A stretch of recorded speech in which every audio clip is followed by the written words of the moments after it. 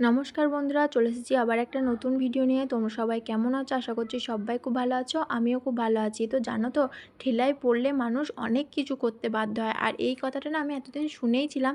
আর আজকে আমার সাথেই দিনের পর দিন ঘটেই চলেছে এই কথাটা। আর তোমরা তো জানোই যে আমার দাঁতে খুবই ব্যথা, সেই জন্য আমি কোনো কিছুই ভালো করে খেতে পারছি না। আর খেতে এত অসুবিধা হচ্ছে যে কি বলবো, শান্তি করে এই 2-3 দিন হলো কিচ্ছুই খেতে পারছি না গো।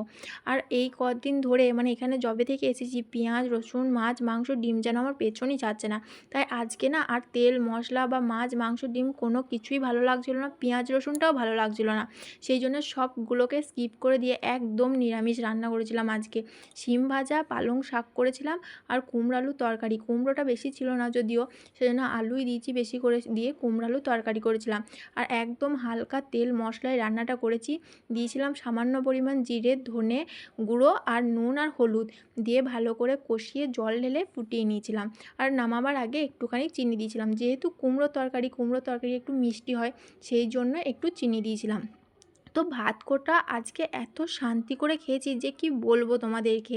এতদিন ধরে পেঁয়াজ আর রসুন খেয়ে গিয়ে মুখের স্বাদটাই যেন পাল্টে গেছিলো। আজকে নিরামিষ ভাত কোটা খুবই ভালো লেগেছে খেতে। তো ভিডিওটা কেমন লাগলো কমেন্ট করে জানিও। ভালো লাগলে অবশ্যই পাশে থেকো। আবার আসি নতুন কোনো একটা ভিডিও নিয়ে। আর জানো তো, কোনো কিছুই অতিরিক্ত ভালো নয় গো।